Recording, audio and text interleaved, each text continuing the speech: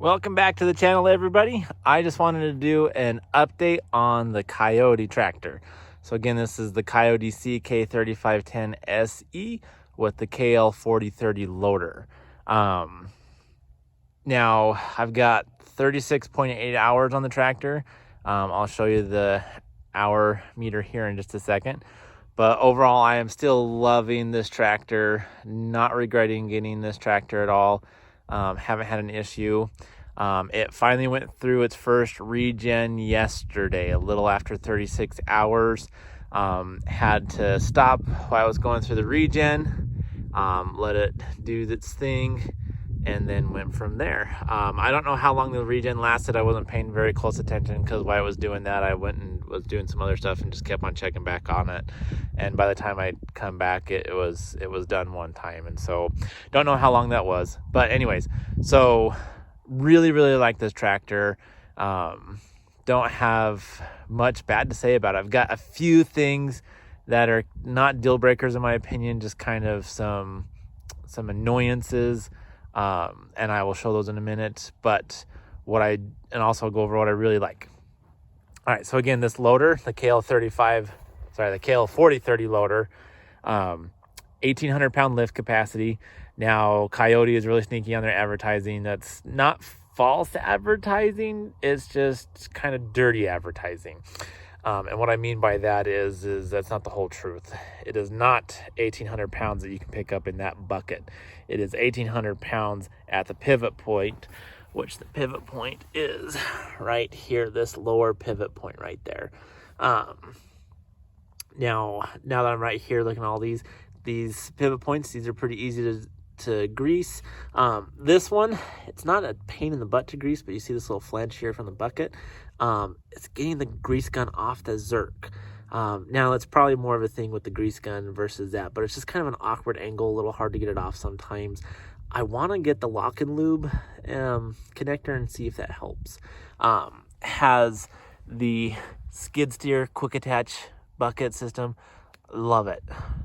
Absolutely a must. Don't take the bucket off all the time, but it is so nice to take that off and put the bell spears on. So back to lift capacity. If you haven't watched my video of it picking up those 1,300 pound bells, please go ahead and do. And while you're, after you watch this video, if you switch over, if you haven't yet, please like and subscribe to the channel. Okay, so bucket, good bucket. It's not a super heavy duty bucket. This video is not going to show it very well. There's a little bend in the bucket. That's my fault from using the pallet fork attachments.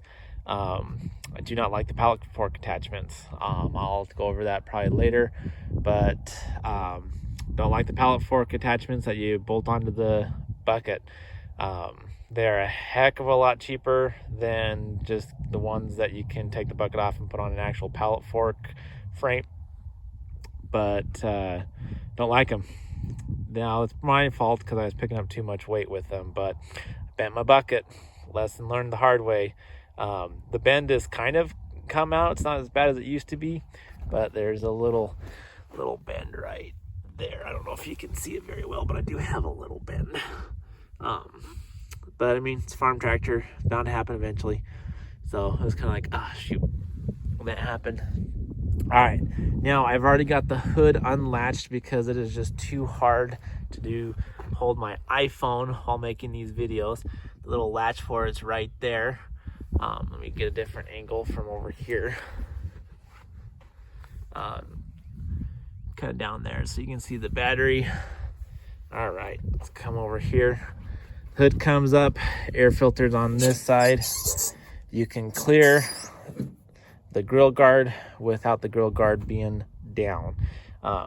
Really easy to get to the air filter. Just pull that orange tab out, do a slight turn to the left, pull the air filter out, tap off the dust, put it back in there. This particular one's the upgraded air filter, has a dual stage air filter. Really like it. So you can kind of see there's the alternator right there. Some of the pipes go up in. And then this grill guard does fold down. I already pulled the pins because the spring on them, pretty heavy spring, great. But push that down. So you can push that down and get out of the way. And that's kind of a quote-unquote selling feature with this upgraded brush guard. Kind of a moot point in my opinion because the loader's still in the way. But it is what it is. Okay, so this brings me to another minor annoyance. Oh, and of course I'm doing it on video. It's going to do the first time. Half the time I have to slam this hood like 3 times before it actually locks. So we'll get that up. Then we'll just drop these springs, lock it back into place. All right. Got the third function right there. Can't really review that because I haven't used it. I don't have a grapple bucket. Probably never going to get one anytime in the near future. All right, I'll come up over here to the operator canopy, gear selector, high, medium, low, hydrostatic transmission, no clutch over here.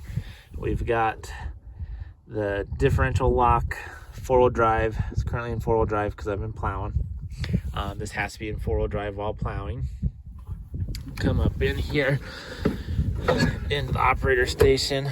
Let me push this up. All right, so we got the steering wheel lock. It's adjustable steering wheel as we've already seen. All right, on this side of the steering wheel, this here, the horn, this is probably, I don't know, it's kind of a close second, but this horn, kind of a girly sounding horn, but the reason why this drives me nuts is because it works when the tractor is off. The key is not in the ignition. It is not turned over for the battery to work, and that works. So my kids get on here and push that all the time and drive me nuts. So I mean, I don't mind the kids playing on the tractor, but I don't like them pushing the horn. Blinkers, haven't had to use those yet, but that's very nice.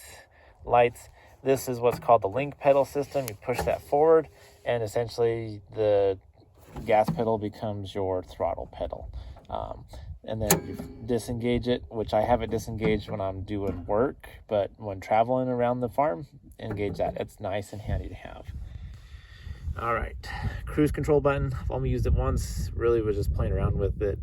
PTO to do manual, auto for on and off. I think when it's up in auto, I think that's when the 3-point hitch goes up, it automatically turns off, be my guess. Haven't used it. I have to look more on the owner's manual. Hazard lights will come on with the tractor off. That also shows us the hour meter. So we've got the 36.8 hours. On here, you've got the revolutions, you got your temperature gauge and your fuel gauge. Then you've got some other lights. And we've got the throttle stick right there. Parking brake, I think is off. It's already been on. Oh, sorry, it's engaged. Nope, it's on. Got forward reverse pedal. Really like having just 2 pedals, just move my foot across. Got the PTO engagement. Again, haven't used that. This is the SE model. We've got the armrest. I like the armrest. Float control for the 3-point. I just have it all the way in the down position, just so that way it went all the way down. Kids would play on it. And then here's the accessory hydraulics for the back. I got 2 on each, one on each side, so I've got 2. I have no experience using these because I don't have any implements that use hydraulics. I would like to in the future, but I don't have any need really for anything that uses hydraulics on the back. Loader control stick. Really like this position. Again, with the armrest right here, I can just put my arm right here and just use this stick. Now, my gripes with the loader, well, this is mostly the sticks. Well, it's not a stick, but gripes with the loader. You cannot do more than one function at a time. You can go up, you can go down, you can roll back, you can dump, but you cannot do an up and dump or a down and roll back. It just won't do it. It does have float, so you can put it in float when you're back dragging. These little buttons are for the 3rd valve control, I believe. I'll have to double check in my owner's manual or the loader's manual. But this is probably one of my biggest annoyances, is you can't do that. Not a deal breaker. Again, I just love this tractor. I love tractors in general. I'd be happy with a John Deere, a Kubota. I'd just be happy. But I mean, don't get me wrong, I love this tractor. It's minor annoyance. The mirrors on the side are gimmicky in my opinion. I don't use them. never had mirrors on a tractor before, and I'm just so used to looking around to see what I'm doing versus using the mirrors as cheaters. So it's an open canopy. You've got really good visibility of pretty much anything you want to do. Hose placement for the hoses to go to the loader, not the best place in the world, but again, I also think if you tag that from a tree limb or something like that, that's your fault, because you were trying to go through way too tight of a space to begin with and shouldn't have been there in the first place, probably, because that's sunk in there. That is in further closer to the tractor than the tires are and the loader bucket. Not a big deal here. I'm in Arizona. I don't have a whole lot of trees in my place. If we ever get more property, which I want to get more property that has a bunch of mesquite, that might come in different. It might be a different story. But again, I think you got to go somewhere where the tractor fits. Now I don't live in the Northeast and thick woods and stuff, and so I can't comment on that. So people who have that experience will have a different experience than me. But anyways, thanks for, oh, sorry, not quite done yet. I forgot, let me go around the back. Just gonna go a little slower. I do have auxiliary cables on this side and one on the other side. If anybody has used those to hook up lights, please comment, mention about it, because I want to put some more lights. Kioti has a rear work light kit. I mean, it's $70 for a stupid light. And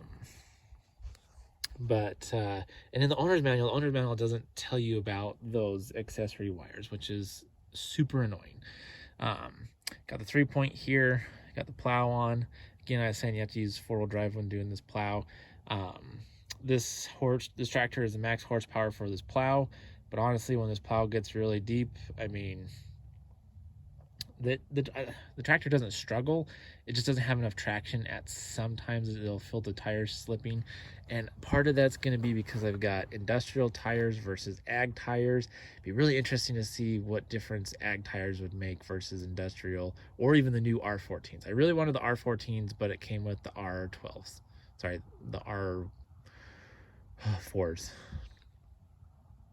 Okay, and then the gas tank on the back. So hopefully this was a more succinct review for you guys. Please like and subscribe, and welcome to our channel if you're just joining us for the first time. And here is my 36, almost 37 hour review of the Kioti CK3510. Do not regret this decision to get this tractor. I love it, would buy it again in a heartbeat, would recommend anybody who asks me about this tractor to get it. Granted, I've only had it for a few months now, haven't had it for long term, but in those few months I have put pushing 40 hours on it. So good tractor, worth the money. If I have a problem in the future, we'll let you know. And thanks for watching, guys.